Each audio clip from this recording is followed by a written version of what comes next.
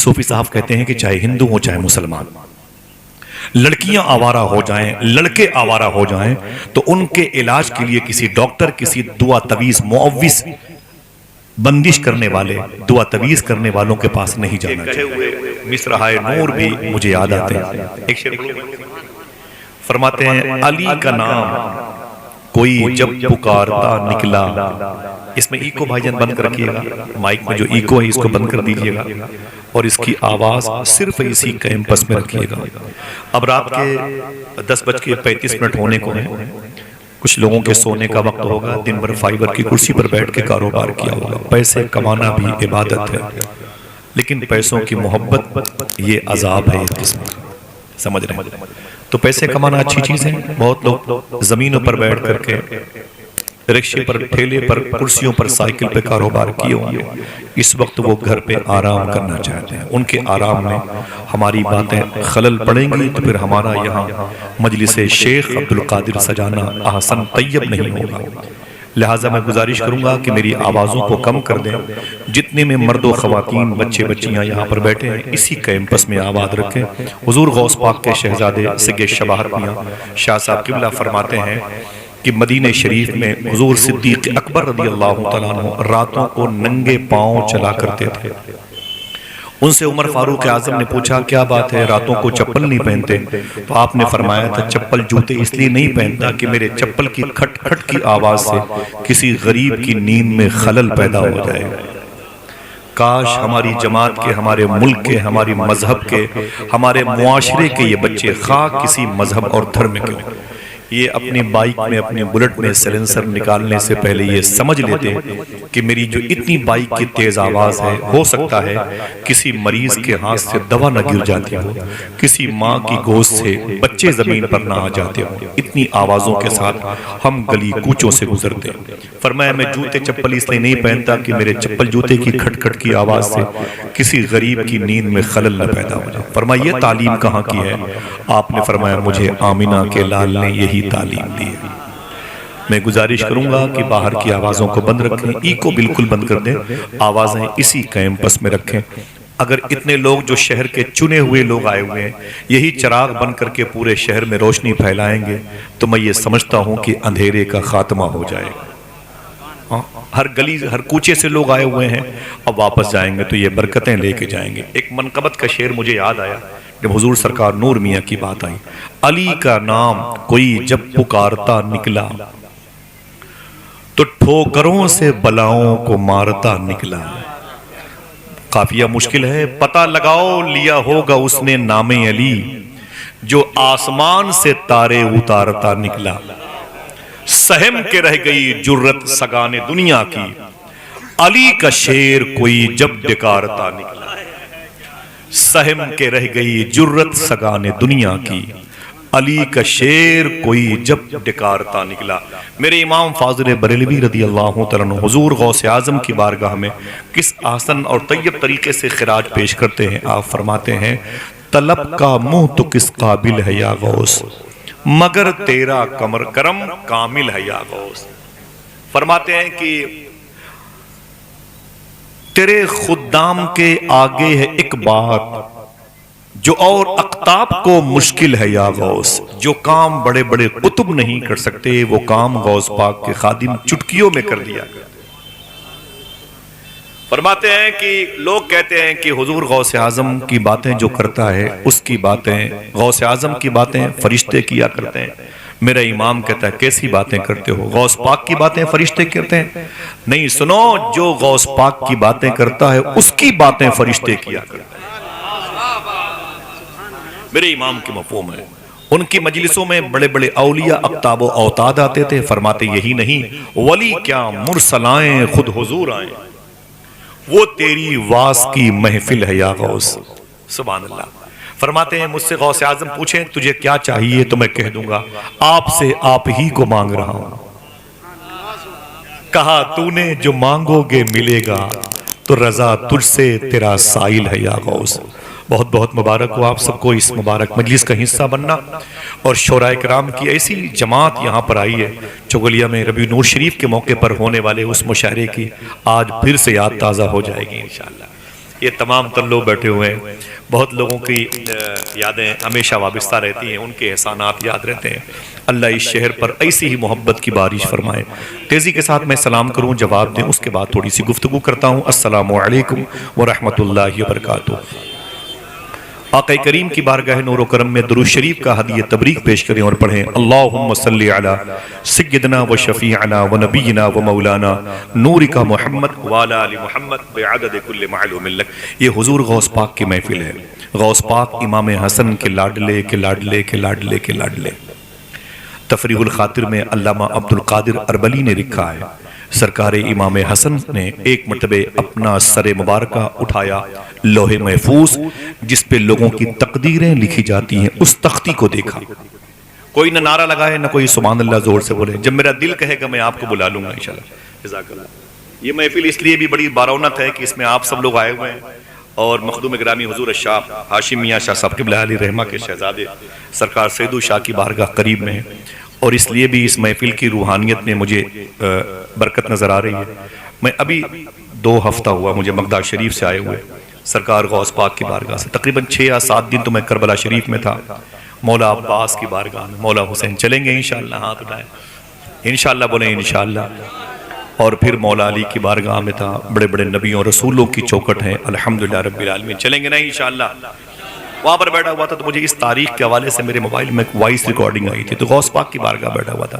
جب میں نے اتفاق سے، میں ایسا کرتا نہیں لیکن میں نے ڈائری دیکھی تو اس تاریخ میں ڈائری شاد فتح پوری بھائی کے نام سے لکھی ہوئی تھی۔ میں نے کہا کتنا مبارک ہے انسان کہ جس کا نام غوث پاک کی بارگاہ میں لے رہا ہوں، وہ مجلس کتنی اچھی ہے جس کا ذکر ہونے سے پہلے غوث پاک کی بارگاہ میں ہو رہا ہے۔ الحمدللہ، اللہ اس محفل کو نظر بس سے محفوظ فرمائے۔ توجہ سننا، تھوڑی سی باتیں جو بھی ہوں گی وہ بڑی آسان سلیس لہجے میں ہوں گی، آپ سن بھی لیں گے، سمجھ بھی لیں گے، یاد بھی کر لیں گے، کسی دوسرے کو سنا بھی لیں گے، ٹھیک ہے؟ ادب اور احترام کے ساتھ بیٹھیں گے۔ یہ حضور غوث اعظم کی تفریح الخاطر کتاب علامہ عبد القادر اربلی رحمۃ اللہ تعالیٰ علیہ کی، آپ فرماتے ہیں کہ امام حسن سرکار نے جنہیں مصلح امہ کا ٹائٹل ملا، یہ سب سے پہلی بہار ہے مخدوم کائنات اور مولا علی کے گھر کی۔ آپ نے لوح محفوظ کو دیکھا جس پر لوگوں کی تقدیریں لکھی جاتی ہیں، آپ نے دیکھا تو کہ میرے نام کے آگے جو میری اولادیں ہیں، حسن مصنع، موسیٰ الجون، عبداللہ محض، شیخ محمد، شیخ احمد، پھر بعد میں شیخ یحییٰ زاہد، پھر بعد میں شیخ عبداللہ جیلانی، بعد میں شیخ موسیٰ جنگی دوست، بعد میں شیخ عبد القادر جیلانی، وہ ایک سلسلے مبارکہ ہے۔ میری کوئی اولاد میں امام نہیں ہے۔ سننا صاحب، امام حسن فرماتے ہیں میں نے جب غور سے دیکھا تو پتا چلا میری کوئی اولاد امام نہیں۔ صوفی ازم میں 12 امام پائے جاتے ہیں، سبحان اللہ۔ اگر کہو تو تیزی کے ساتھ نام لے لوں، ایک ذات کو مولا علی کہا جاتا ہے، دیکھنا کتنے لوگ سبحان اللہ کہیں گے۔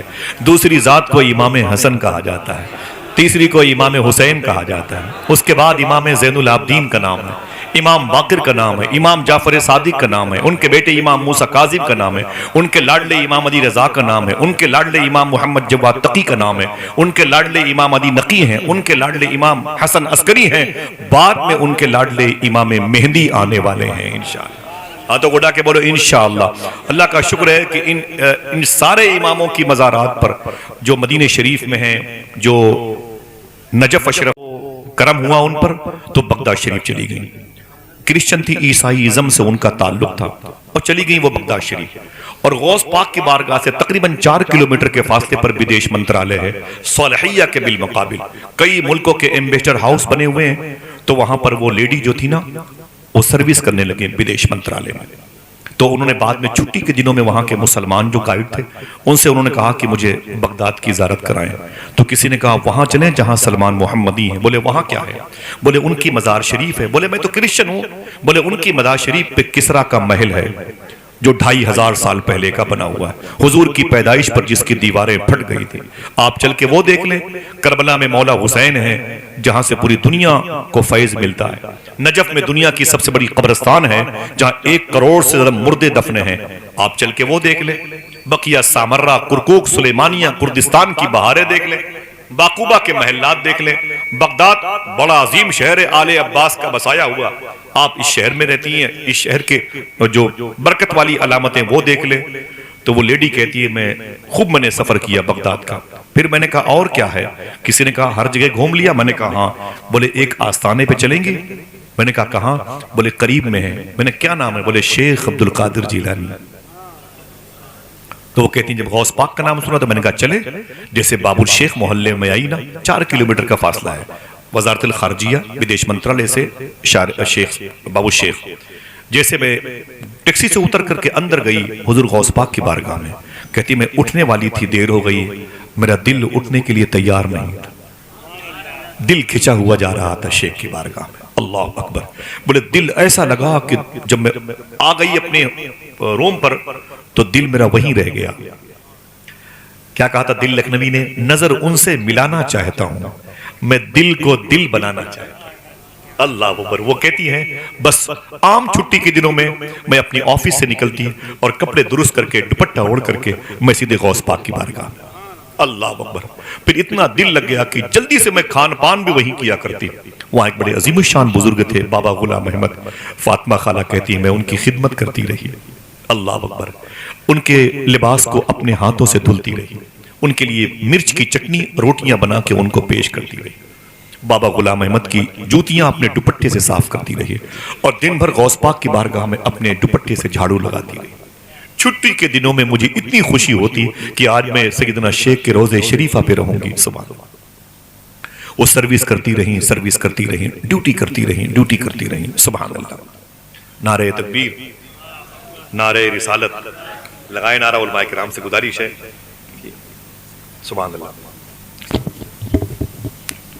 نعرہ تکبیر، نعرہ رسالت، علماء کرام، سید چاند میاں کاظمی صاحب، نعرہ تکبیر، سید چاند میاں کاظمی صاحب، زندہ باد زندہ باد، نعرہ رسالت۔ سبحان اللہ۔ ذرا محبت سے کہتے ہیں سبحان اللہ۔ توجہ رکھیے گا۔ دیکھیں آپ حضور کے شہزادوں کے آنے سے مخدوم گرامی حضور شاہ سید چاند کاظمی میاں شاہ صاحب قبلہ، امام موسیٰ کاظم جو کاظمین میں لیٹے ہوئے ہیں نہر دجلہ کے اس پار جسے کاظمین کہتے ہیں، امام جواد تقی اپنے پوتے کی مدار شریفہ کے قریب میں اس مبارک نسل اطہر شریف کا یہ مبارک وجود ہے جو آپ حضرات کی بزم محبت میں آیا۔ آنے کی وجہ سے اللہ اس محفل کو قبول فرما لے۔ آمین بولے، آمین بولے محبت سے۔ سنیں اب بڑے ادب اور احترام کے ساتھ، فاطمہ خالہ جو ہے نا وہ کہتی ہے کہ بس میں حضور غوث پاک کی بارگاہ میں چھٹی کے دنوں میں آنے اور جانے لگی۔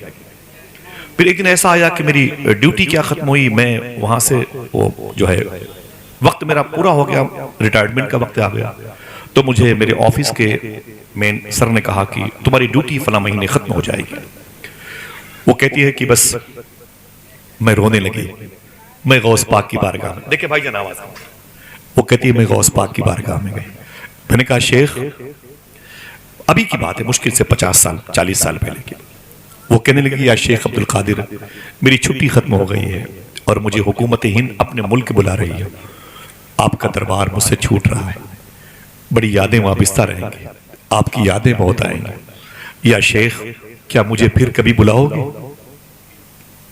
تو وہاں کے خادم نے مجھ سے کہا کہ غوث پاک کی مزار شریف سے آواز آئی، کیا مجھے چھوڑ کے چلی جاؤ گی؟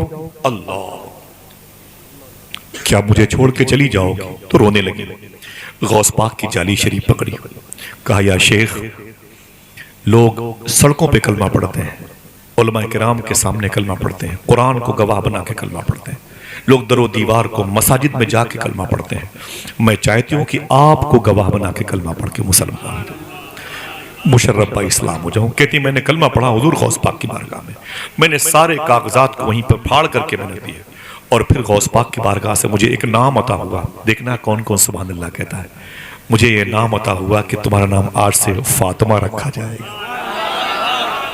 نام اتنا پیارا ہے کہ آسانی سے نہ لیا کرو نہ کسی کو لینے دیا کرو، کیونکہ شاعر نے کہا تھا جب کبھی بھی فاطمہ زہرا کا آ جائے خیال، احتراماً اپنی آنکھیں بند کرنا چاہیے۔ لوگ بے وضو ایسے لیتے رہتے ہیں، منع ہے، سمجھ رہے ہیں آپ؟ تو کہتی بس میرا نام ہو گیا۔ ان کی عمر شریف تقریباً 95-100 سال کے اوپر چلی گئی۔ اللہ اکبر۔ تقریباً 35 سال تک فاطمہ خالہ حضور غوث پاک کی بارگاہ میں رہتی تھی۔ آئیے دیکھیں ادب کی وجہ سے انعام کیا ملا۔ کسی نے پوچھا فاطمہ خالہ کیا آپ نے کبھی حضور غوث پاک کو دیکھا ہے؟ جو لوگ غوث پاک سے محبت کرتے ہیں وہ، اور جتنی میری ماں بہنیں بیٹھی ہوں سنیں اور کوئی خاموش نہ رہے، میں اپنے بھائیوں کی طرف سے ایک بات کہتا ہوں، فرمایا کہ آپ نے کبھی غوث پاک کو دیکھا ہے؟ تو فاطمہ خالہ بگڑ گئی، بولے کیا بولے؟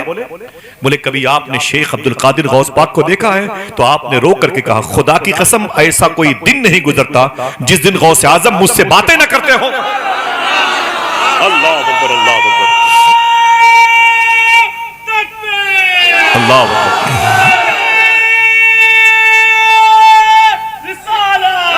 کیا کہا تھا؟ کاش بغداد میں گھر اپنا بناتے جاتے، کاش بغداد میں گھر اپنا بناتے جاتے، دیکھتے آپ کے دربار کو آتے جاتے، دیکھتے آپ کے دربار کو آتے جاتے۔ وہ کہتی ہیں کہ بس میں نے کوئی ایسی شب نہیں گزاری جس شب حضور غوث اعظم مجھ پر کرم نہ فرماتے۔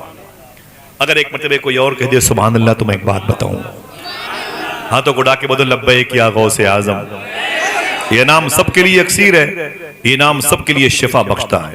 کوئی آ کے دیکھے غوث پاک کی بارگاہ میں، سبحان اللہ۔ معلوم ہے میں اکثر جب آستانے پر میرا قیام ہوتا تھا تو میں دوپہر میں اور شام کو کھانا لے کے جاتا تھا فاطمہ خالہ، سبحان اللہ۔ بیٹھے بیٹھے بھیڑ زیادہ ہے اس لیے کبھی کبھی ہوتا ہے کنیکشن وغیرہ پرابلم ہو جاتی ہے۔ دیکھیں بھائی وہ میں اکثر ان کے قریب بیٹھتا تھا، بڑی ضعیفہ تھی وہ، 100 سال کے اوپر ان کی عمر شریف تھی۔ میں بیٹھا ان کے ہاں کھانا کھلاتا تھا امی کو، کبھی کبھی اپنی ٹوپی ان کے پیروں سے بل سکتا تھا، ان کی چپل کو چومتا تھا، سبحان اللہ۔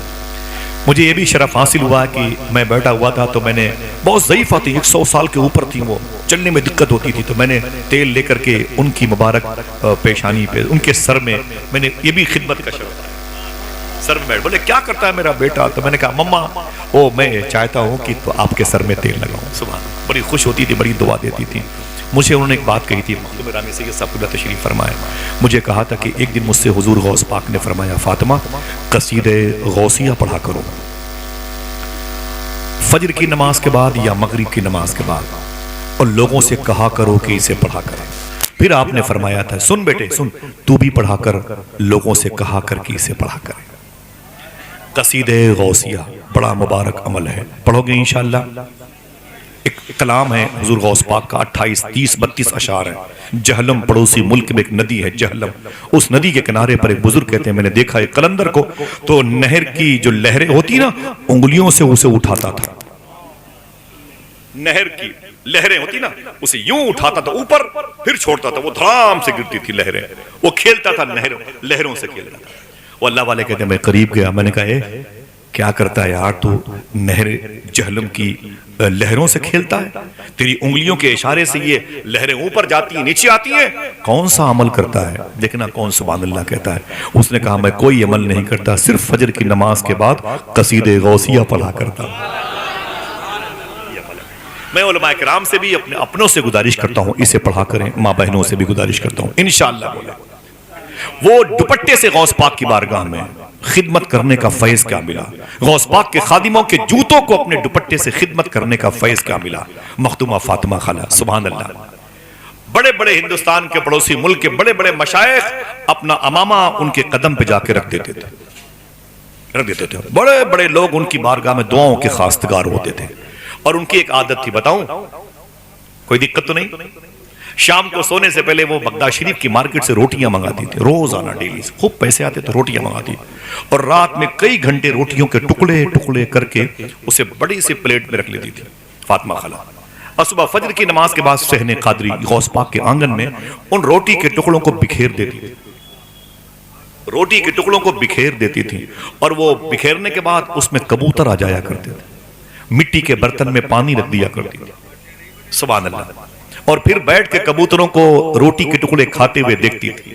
اب بات تو آپ سب کے سبحان اللہ کہنے کی اب آ رہی ہے۔ قریب میں ایک بزرگ ہیں سیدنا شیخ عبد الرحمن شاہ صاحب قبلہ علوی، امام حسین سرکار کی اولاد میں سے ہیں، سیدنا شیخ احمد الفتاح الفرد بغدادی کے شہزادے، بڑے عظیم بزرگ ہیں، انہوں نے مجھ سے بتایا، سبحان اللہ کہو گے؟ جزاک اللہ، بولو بھائی۔ وہ کہتے ہیں کہ میں فاطمہ خالہ کے پاس بیٹھا ہوا تھا، میں نے کہا مما یہ کیا ہو رہا ہے؟ بولے کہ کبوتروں کو کھانا کھلا رہی ہوں۔ اچھا یہ بتاؤ کبوتر کے سارے کلر تو ایک جیسے ہوتے ہیں؟ کبوتروں کے جو رنگ ہوتے ہیں وہ ایک جیسے ہوتے ہیں، ان کے کلر میں ڈیفرنٹ کوئی فرق نہیں ہوتا کہ ایک لال ایک پیلا ہے، وہ سب ایک کلر کے ہوتے ہیں، صحیح ہے؟ فاطمہ خالہ بلاتی ادھر آؤ ادھر آؤ، عبد الرحمن شیخ عبد الرحمن ادھر آؤ، بولے کہ میں گیا، میں نے کہا مما کیا بات ہے؟ تقریباً 200-250 کبوتر وہاں پر تھے. چپ کرانے بچوں کو. 200-250 کبوتر آنگن میں تھے. توجہ کرنا تو بات لطف دے گی. تو مجھ سے فاطمہ خالہ کہتی ہے جانتے ہو اتنے کبوتر یہ کہاں کہاں کے ہیں؟ میں نے کہا نہیں. دیکھنا کتنے لوگ مچلنے کے لیے تیار ہیں. سبحان اللہ.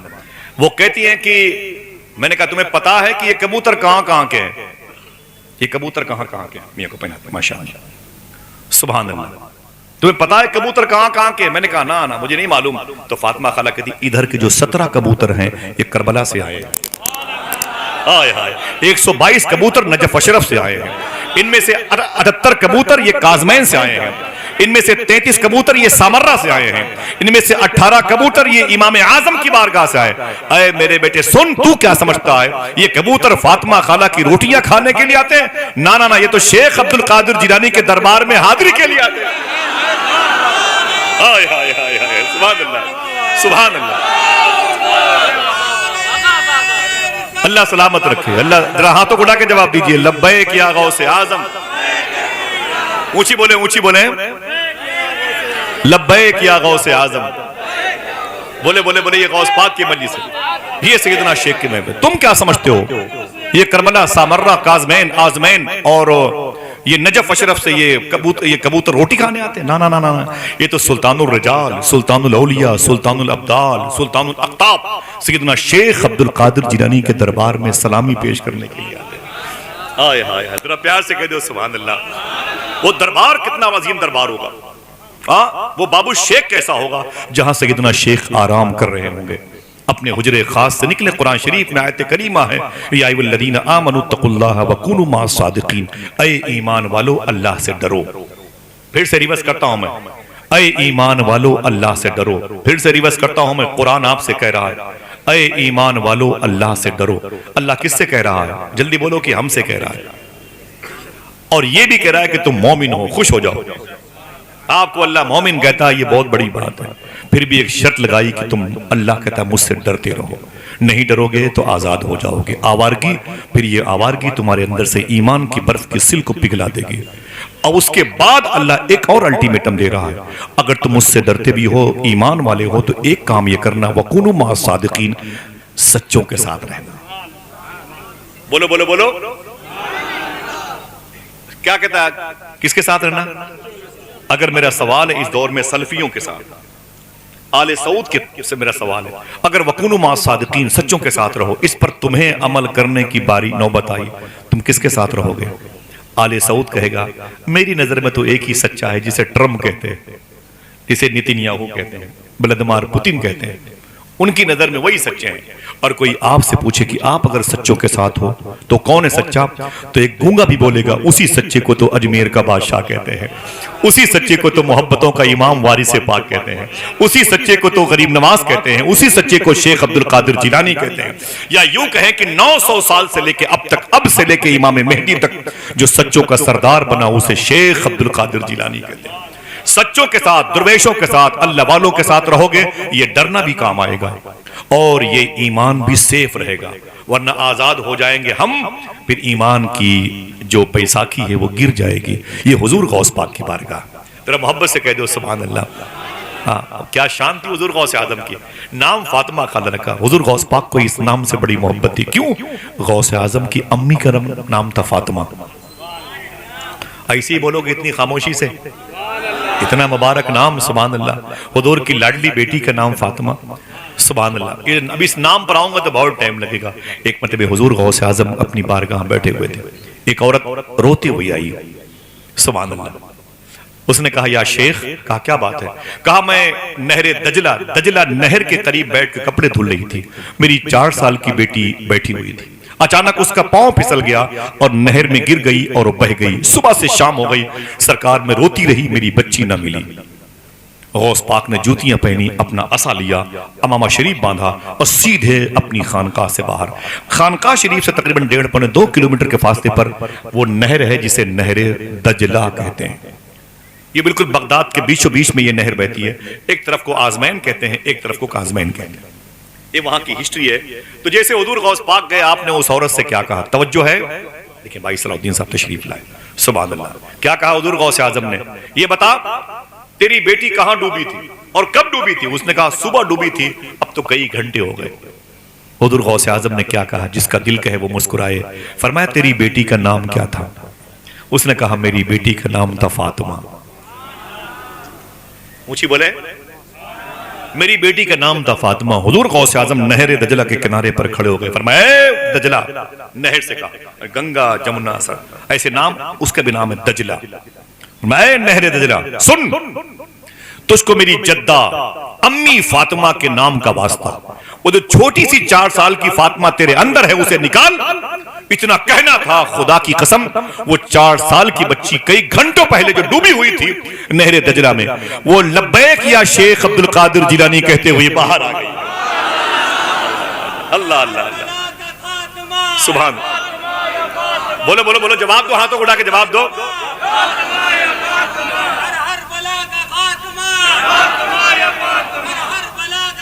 جیتے رہیے جیتے رہیے ماشاءاللہ، اللہ اس نام کی برکتیں عطا فرمائے، آمین کہہ دو۔ صوفی سلطان میں فرماتے جب اولاد نہ ہونا تو نام فاطمہ کے وسیلے سے دعا کیا کرو، ہوگی تو اس کا نام فاطمہ طیبہ کے نام سے نام رکھیں گے، اللہ ضرور برکتیں عطا فرمائے گا۔ بغداد شریف میں غوث پاک سے ایک شخص نے کہا میری کئی بیٹیاں ہیں، اس کے لیے کوئی وظیفہ؟ تو غوث پاک نے فرمایا اس بچیوں سے کہہ دو روزانہ 111 مرتبہ پڑھا کریں یا فاطمہ یا فاطمہ۔ اس میں اعظم کا فیض موجود ہے۔ اس نے کہا حضور بڑی پیاری آپ نے تعلیم دی ہے، اچھا یہ بتا دے کہ جو میرے لڑکے ہیں وہ کیا پڑھیں گے؟ اب دیکھنا کون کون سبحان اللہ کہتا ہے۔ غوث پاک فرماتے ان سے کہہ دو وہ میرا نام لیا کریں یا شیخ عبد القادر جیلانی۔ ہائے ہائے ہائے، میرا امام کہتا ہے نا بندہ قادر کا بھی قادر بھی ہے عبد القادر، سیدنا شیخ عبد القادر جیلانی حضور غوث اعظم کی بارگاہ مبارکہ میں۔ لیکن سوال پیدا ہوتا ہے اگر کسی کو یہ نعمت ملتی ہے تو اس کی وجہ کیا ہوتی ہے؟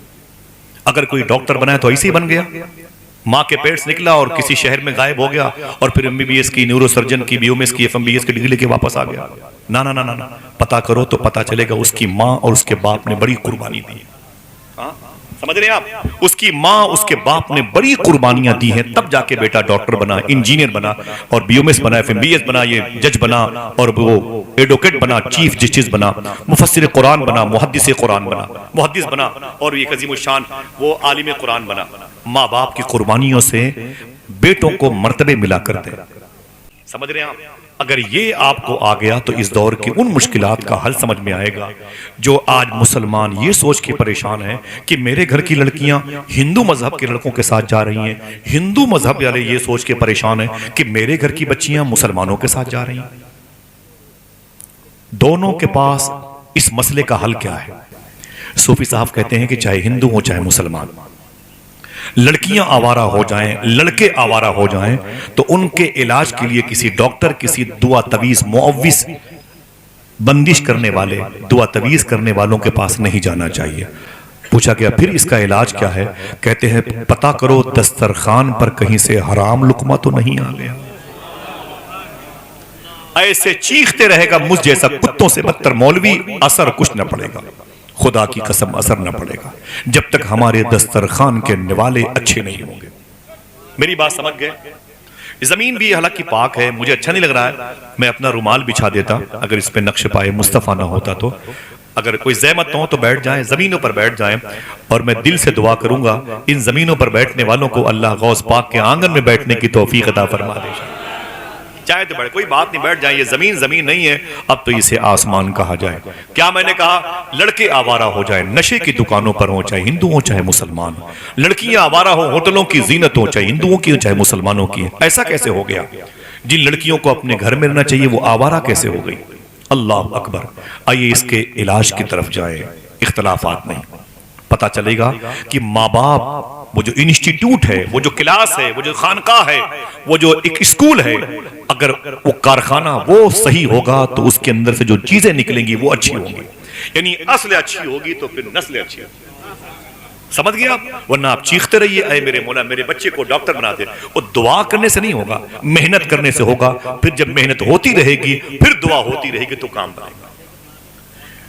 میں نے کبھی نہیں سنا کہ یہ محاورہ کبھی دیکھا گیا ہو، ایک گھاٹ پر کبھی شیر اور بکری کو پانی پیتے ہوئے دیکھا؟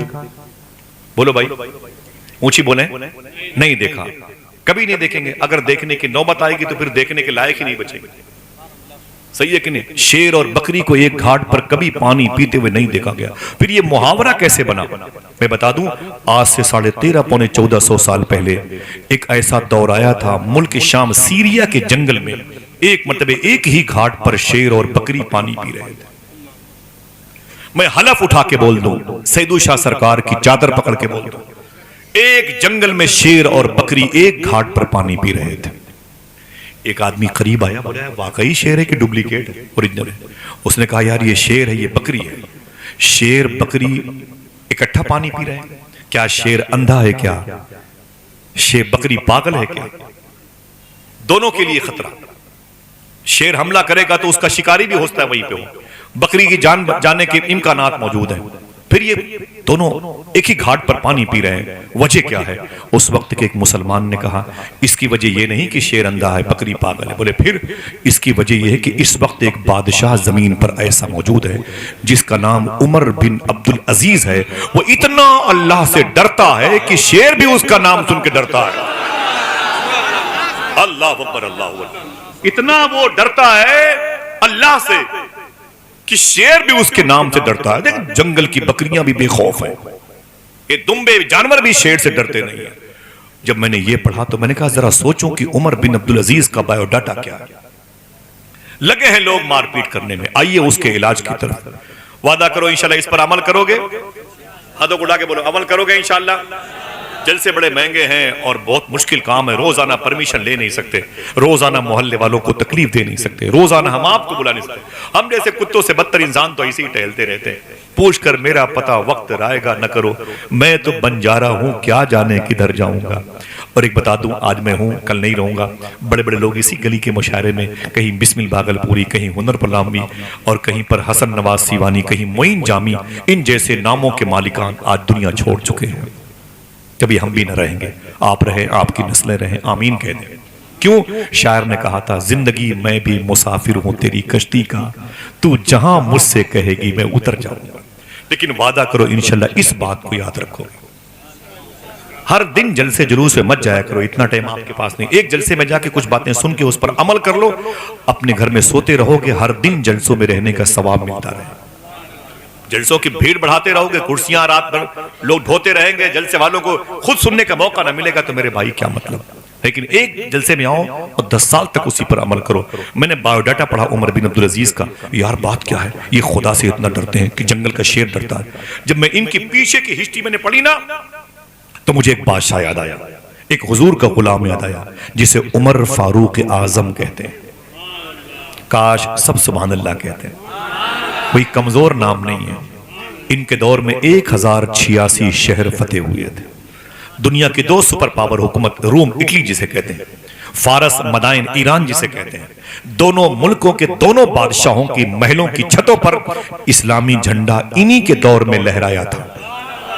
1086 شہر فتح ہوئے تھے. اور تکلیف ہوتی ہے کہ چائنا ہماری زمینوں پہ قبضہ کرتا ہے، ہم تماشے دیکھتے ہیں.